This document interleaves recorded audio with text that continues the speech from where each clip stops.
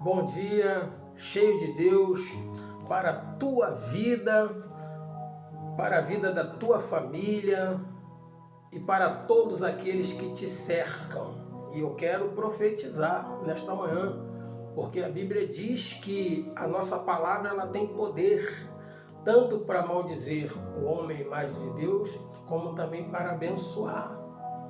Então, eu quero profetizar que a tua vida ela venha andar, que a tua vida ela venha florescer, que a tua vida ela venha frutificar em Deus, para que o nome dele seja glorificado, e que Deus abençoe a tua família, e que Deus contemple e aprove todas as obras das tuas mãos, para que o nome dele seja glorificado na tua vida, pois está escrito que a glória do Senhor tem que se manifestar através de nós diante dos homens, para que glorifique ao nosso Deus que está nos céus. Então, tudo que nós fazemos tem que ser para a glória de Deus.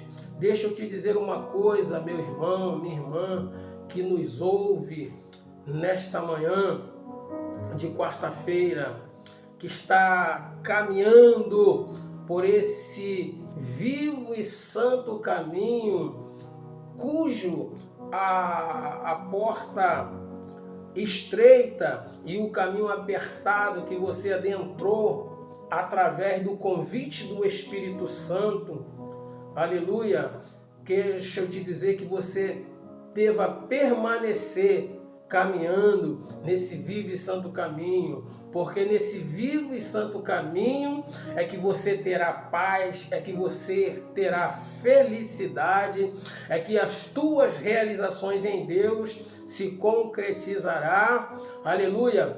É neste caminho, aleluia, que você chegará a um destinatário preparado para você, que Deus já preparou, como está escrito lá no Evangelho de Cristo, segundo escreveu João, capítulo 14.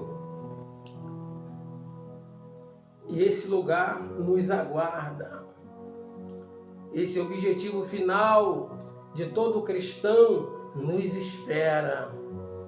Tão certo como vive o Senhor, tão certo como aqui estou diante desta câmera, haverá um dia que a trombeta ela vai soar. Deus dará ordem ao anjo que toque a trombeta. E haverá o grande arrebatamento da igreja do Senhor. Subiremos. Se vivos aqui estivermos, seremos arrebatados, transformados, arrebatados para estarmos com Deus. E todos aqueles que dormem no Senhor, que já se foram, a Bíblia diz que esses terão o privilégio de ressuscitar primeiro. E nós nos encontraremos nos ares com Cristo para viver uma eternidade com Ele. Pois sabemos que nós já vivemos a eternidade nesta terra, porque o que está dentro de nós, o que está dentro de você, chamado a pessoa do Espírito Santo, é eterno. Então, se você preservar o Espírito Santo dentro de você, se nós preservarmos o Espírito Santo na nossa vida, porque isso aí é uma parte que compete a nós preservar, cuidar, para que ele permaneça estabelecido dentro de nós. Então sempre estaremos vivendo a eternidade ainda aqui na terra, porque o Espírito Santo é aquele que nos conduz, é aquele que nos leva, é aquele que nos revela tudo quanto o Senhor Jesus deixou escrito para nós, e até mesmo coisas que nós não conhecemos e que somente Ele conhece. Ele nos revela. Então, você já está vivendo a eternidade. Nós já vivemos a eternidade com Cristo. Isso está escrito lá no Evangelho de Cristo, segundo escreveu João, capítulo 17. Está escrito lá. Foi inclusive a aula da EBD esta semana. Amém? Queridos, eu gostaria de juntos meditarmos no livro de Salmos 25, versos 14. Todos sabemos que Salmos, ele é um livro composto de 150 capítulos e nós não expressamos Salmos como versículos, mas sim como versos, porque ele é usado pelos judeus como forma de cânticos, né? Poemas. E esse livro, ele foi escrito, segundo os estudiosos, por vários autores, direcionado, é claro, pelo Espírito Santo de Deus. E quem mais escreveu Salmos foi o rei Davi. Aproximadamente 70 salmos. Por isso que nós damos mais ênfase a Davi, por ter sido quem mais escreveu salmos. Entre eles também até o seu próprio filho Salomão escreveu salmos. Moisés, parece que o Salmo 90 é atribuído a Moisés. Asaf e outros autores escreveram salmos. Querido, Salmos capítulo 25, verso 14, diz assim: a intimidade do Senhor é para os que o temem, aos quais ele revelará os segredos da sua aliança. Eu estava a meditar nesse versículo e comecei a receber de Deus algumas informações baseado nesse versículo que fala sobre a intimidade do Senhor é para os que o temem, os quais ele revelará os seus segredos, o segredo da sua aliança. Perceba que Deus, lá no Jardim do Éden, quando ele formará o homem e deixa o homem no Jardim do Éden, ele,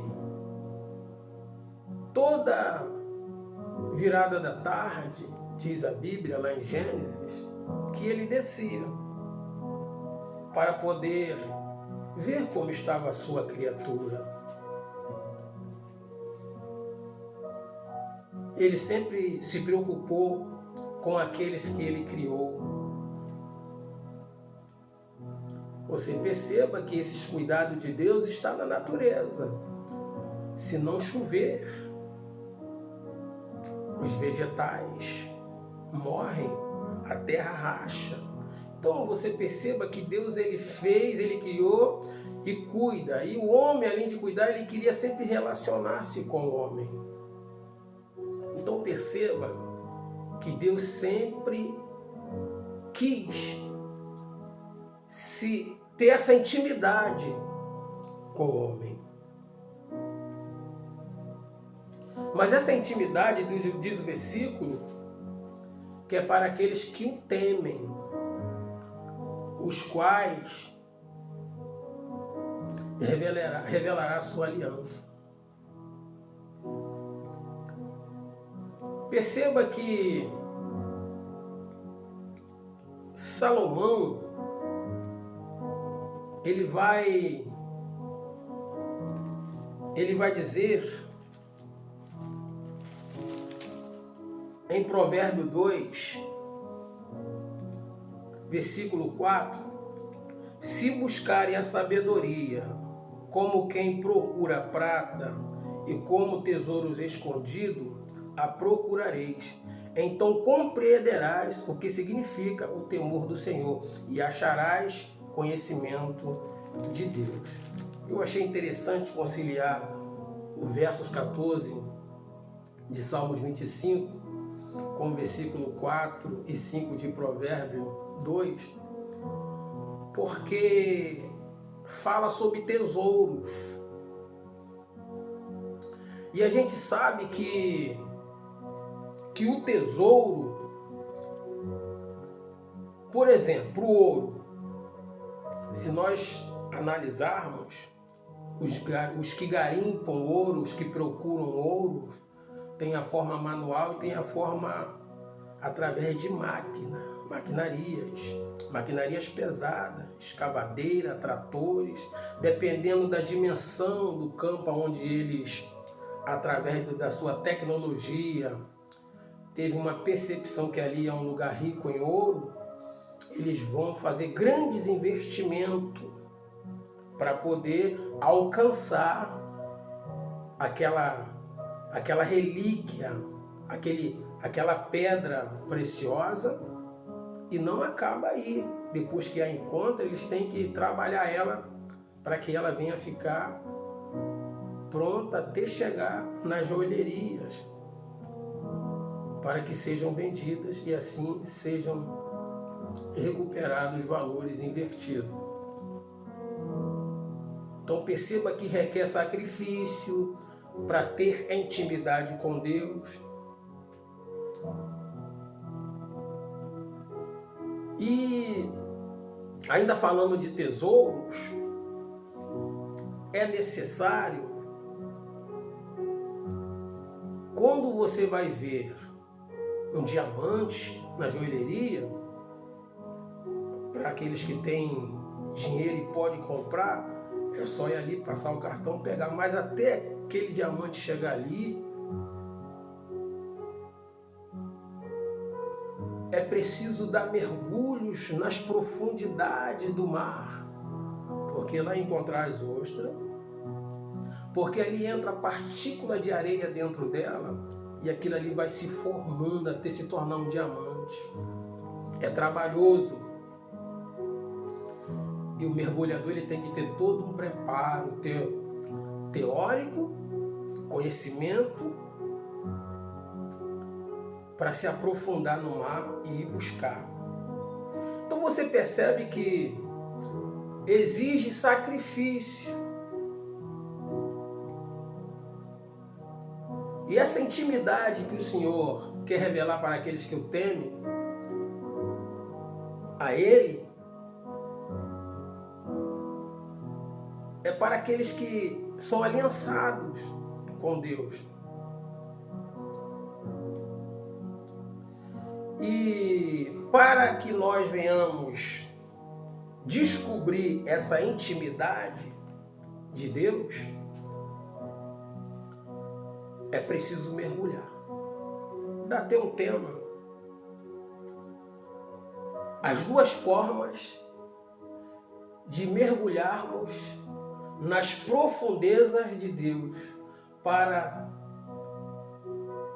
termos uma vida bem-sucedida com Ele.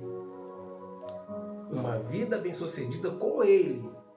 Porque vida bem-sucedida muitos têm. Mas eu estou falando de uma vida bem-sucedida com Deus. Não estou falando da pessoa que é vencedora, não. Estou falando daquelas que é mais que vencedora. É aquela que tem uma vida com Deus.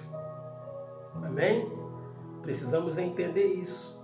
Porque vida bem-sucedida em várias áreas aí, tem pessoas que têm. Mas para ter uma vida bem-sucedida com Deus, é preciso mergulhar. E existem somente duas formas de nós descobrirmos essa intimidade com Deus. Perceba que no livro de Ezequiel 47, o profeta Ezequiel,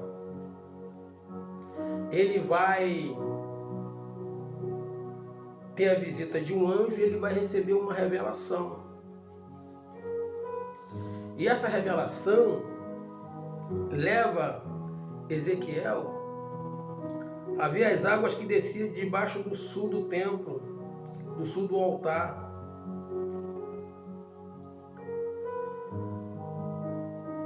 Deus estava revelando para ele algo profundo ali. Mas foi necessário que houvesse uma profundidade nessas águas. Existia um método de medir, a vara que media as paredes dos templos, que era a medida menor, e a régua media as medidas maiores. E esta régua estava na mão do anjo. E diz que ele mediu 1000 côvados. E Ezequiel entrou nessas águas e a água batia em seu tornozelo. 1000 côvados, 500 metros aproximadamente, porque cada côvado tem 40 centímetros na medida antiga. E diz que ele vai medir agora mais 500 metros e a água vai bater no tornozelo do profeta Ezequiel. E agora vai medir mais 500 metros, a água vai dar na sua cintura. Vai fazer a 4ª medida e já não dá mais para ele se aprofundar, só a nada. Depois o anjo traz ele de novo às margens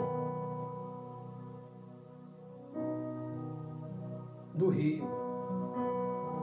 E aí vai revelar para ele algo profundo.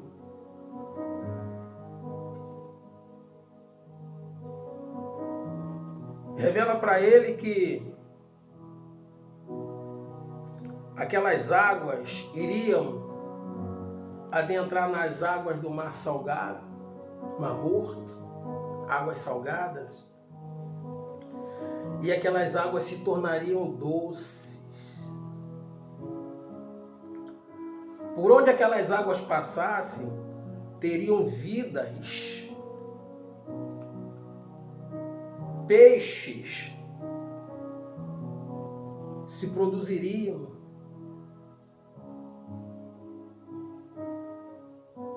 Aonde os pescadores iriam lançar suas redes, iam se saciar de peixes.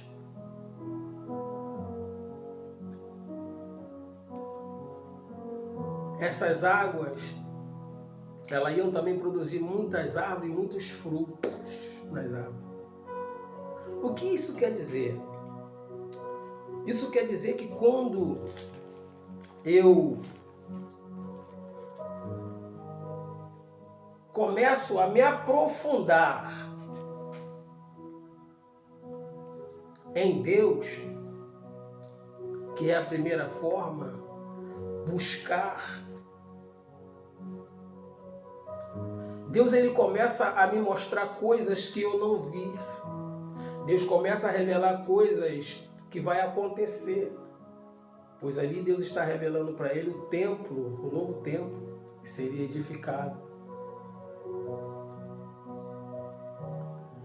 Aplicando hoje para nossas vidas, essa aprofundidade em Deus requer também obediência. Porque quando eu me aprofundo e obedeço, então essa água salgada, ela simboliza as coisas na nossa vida que precisa ser mudada, precisa ser transformada, precisa ter sabor, precisa pegar gosto. E quando essa água, ela vem de encontro à nossa vida, que é essa joia preciosa, que a água na Bíblia, ela simboliza a palavra. Então, quando eu mergulho, eu vou me aprofundando. E ao me aprofundar, eu vou descobrindo aquilo que Deus quer revelar para mim. E aquilo que Deus revela para mim é algo que vai trazer benefício. Perceba que aonde a água passava, os peixes fluíam e o rio tinha vida. Houve transformação de água salgada para água doce. E é isso que a palavra de Deus ela produz nas nossas vidas. Mas diz que esse segredo é para quem teme a Ele. Ele revelará seu segredo da aliança. Você já viu que os frutos do mar, chamado fruto do mar, polvo, ostra, né, lagosta, esses frutos eles só tem só na profundidade. E são os mais caros. E dá trabalho. Dá trabalho para pegá-los. Por isso que ele é mais caro. Tem que ir lá na profundidade. Então, quanto mais nós nos aprofundarmos em Deus, com temor e obediência, querido, é inevitável que as nossas vidas não venham dar fruto e nós não venhamos ser bem-sucedidos com Ele. Não tem possibilidade disso acontecer. Entende? É por isso que escrito está: aquele que lê as minhas palavras e as pratica é comparado com homem prudente, que choveu, transbordou o rio, ventou e dera de impacto contra uma casa que foi edificada na rocha, simbolizando ao homem que pratica essa palavra, e nada lhe acontecerá, porque for edificada na rocha. Porque uma coisa é eu buscar conhecimento e entendimento, fazer coletânea de conhecimento. Muitos têm isso aí, não é verdade? Uma coisa é eu buscar os conhecimentos e aplicar. Então, quando eu aplico, a palavra diz que eu estou as transformando em sabedoria. Então aí eu começo a descobrir essa intimidade, porque Deus revela para mim essa intimidade. Revela para todos aqueles que o buscam. E a vida dessa pessoa em Deus, ela é bem sucedida. Ela se torna uma pessoa, ela sai do estágio de vencedor e passa a ser mais do que vencedora. Deixa eu dizer para você que é um vencedor. Que é um vencedor. E ainda não é mais do que vencedor. A Bíblia fala sobre uma parábola, lá em Lucas 12, de um homem insensato. Ele pede para Jesus julgar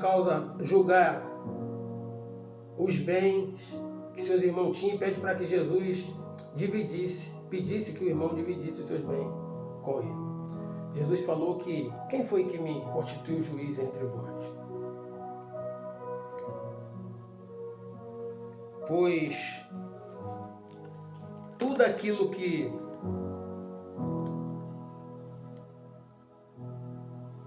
a vida do homem não se constitui naquilo que ele possui. E este homem era um homem bem-sucedido. Bem-sucedido. Ele tinha plantações, de maneira que produziu tanto que o celeiro dele, que já tinha armazenamento, não dava para colocar. Aí ele tem uma ideia de empreendedor, ele vai derribar todos, diz a parábola em Lucas 12, a partir do versículo 16, e construirei outro celeiro maior ainda. Legal, o cara é vencedor, o cara é inteligente, é empreendedor, comerciante que amplia, faz um comércio aqui, outro ali. Enfim, o cara é vencedor. E Jesus continua dizendo que este homem, ele diz para sua alma: descansa, deleita-te, que tens muito bem, tem bens para muitos anos. E aí Jesus fala para ele: louco, esta noite pedirão a tua alma, e o que tens preparado para ela e para quem será?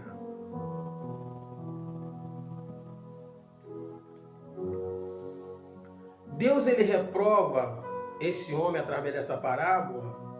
Por quê? Porque ele era um cara bem sucedido e se aprofundava nas coisas da terra e estava achando que a alma dele ia se deleitar por muito tempo.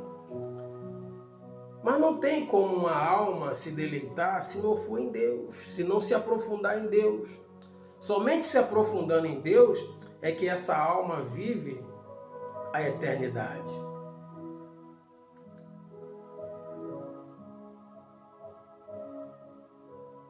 Jesus fala para ele, ó: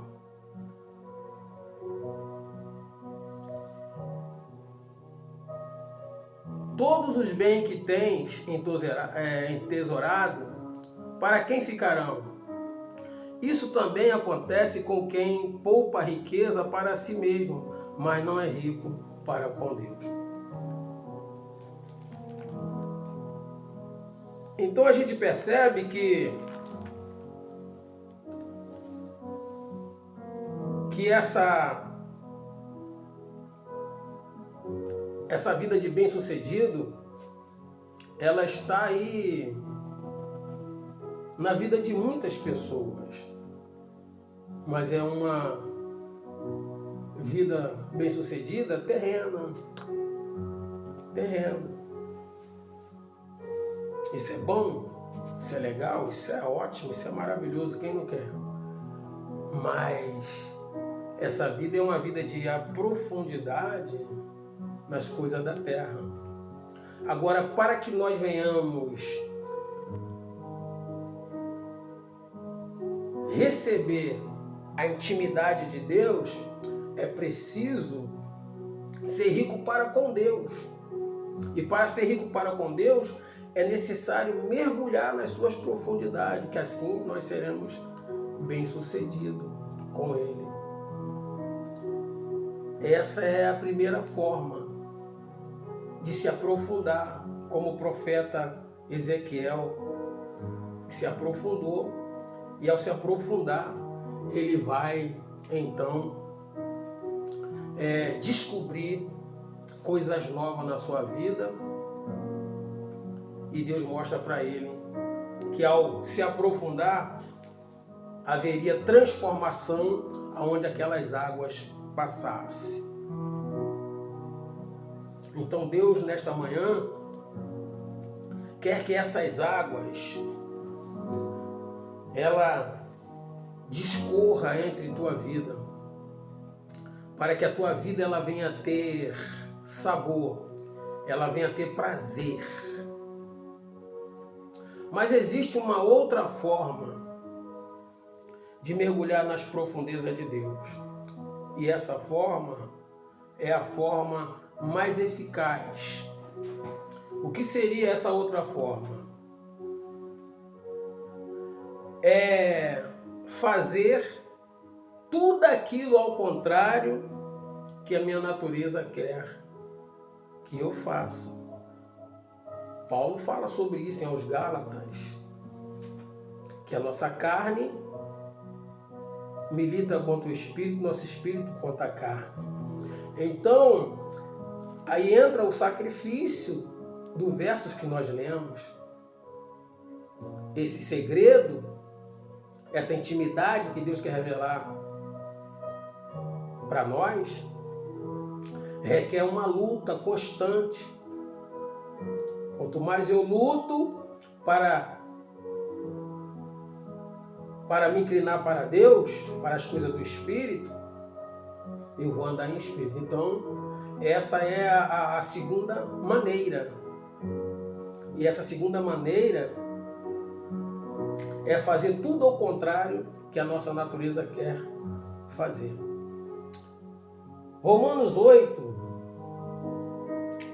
versículo 5 diz: porque os que são guiados ou são segundo a carne, inclinam-se para as coisas da carne, mas os que são segundo o Espírito, para as coisas do Espírito.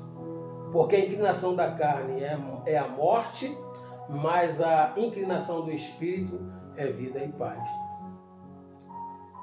Inclinar, se aprofundar, se deixar levar.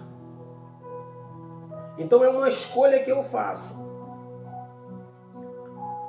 Eu estava falando domingo sobre o automático. Por quê? Quando eu me inclino para a carne, automaticamente a minha carne ela vai me levar a fazer aquilo constantemente. Quando eu me inclino para as coisas do Espírito, automaticamente as coisas do Espírito vai me levar a fazer as coisas do Espírito. Vai ser automático. Quando eu levo uma vida cotidiana nesse sentido, a quem mais eu alimentar vai se fortalecer. Então a vida passa a viver no automático. Você vê que tem pessoas que já falam, deixa pra lá, tá bom assim mesmo. Por quê? Porque já se rendeu aquilo. E nessa manhã eu quero te dizer, se você está vivendo dessa forma, se inclinando para as coisas da carne, você um dia que já se inclinou para as coisas do Espírito, para neste momento e volte a se inclinar para Deus. Porque Deus ele quer continuar revelando a sua intimidade para aqueles que o temem. Perceba que fazer tudo ao contrário que a nossa natureza quer é difícil, mas é necessário. Porque essa é a forma mais eficaz de se aprofundar em Deus sem ter tanto conhecimento. Porque eu posso ter muito conhecimento e não fazer tudo aquilo ao contrário que a minha natureza quer que eu faça. Então, se eu não tiver tanto conhecimento, mas fizer tudo aquilo ao contrário que a minha natureza quer que eu faça, então eu vou descobrir os segredos de Deus. Não é verdade? Pegando assim aquela passagem de Pedro que estava pescando com seus companheiros, pescou a noite toda através do seu conhecimento e não pescou nada. Jesus chega e fala para ele, olha, vai lá mais a fundo e lança a rede. Pedro era um homem indouto, mas se aprofundou. Porque isso remete a ouvir a palavra de Deus e obedecer. São as formas mais simples, né? Claro que buscar o conhecimento, se aprofundar nas Escrituras é maravilhoso e devemos todos fazer isso. Mas se nós não acatar o que nós ouvimos, e o que nós ouvimos sempre vai ser isso. Fazer tudo ao contrário que a nossa natureza quer fazer. Aí nós nos aprofundamos em Deus. Quer ver uma coisa? Os irmãos de Davi achavam ele presunçoso, não gostava de Davi. Davi era aquele que cuidava das malhadas, as ovelhas que prestavam somente para cuidar da família, tirava o leite, fazia o queijo, ficava lá no deserto. E os seus irmãos não estavam nem aí para Davi. Não gostava e demonstrava isso para Davi. Tanto é que quando o pai dele pede para ele ir até onde estava o exército, na fileira de combate contra os filisteus, para ver como estavam seus irmãos e levar algumas iguarias, quando ele chega lá, um dos seus irmãos fala, ou ignora ele, trata ele mal. Davi simplesmente ele fica quieto e sai. Ou seja, eu quero dizer, se aprofundar em Deus é você também não retribuir o mal com o mal, mas vencer o mal com o bem. Por quantas vezes Deus colocou Saul nas mãos de Davi para que Davi viesse o matar? Ele falou: eu vou matar o ungido de Deus. E o rei Saul queria matá-lo. E olha que ele estava trazendo benefício para o exército de Saul, matou Golias. E Davi poupava a vida de Saul. Ele nunca retribuía. Ou você acha que a natureza de Davi igual a nossa, em algum momento não pensava. Mas antes disso ele tinha Deus. Então ele falava: não, eu preciso me aprofundar em Deus. Então, para me aprofundar em Deus, eu preciso fazer o contrário do que o Saul quer fazer comigo. Que tem muitos Saúl nessa vida aí, né? Que quer nos agredir. Mas o nosso comportamento, que queremos que Deus a cada dia mais revela suas intimidades para nós, é fazer o contrário que a natureza pede para fazer. Absalão, quando o perseguiu, a partir de 1 Samuel capítulo 16 em diante, quando o perseguiu,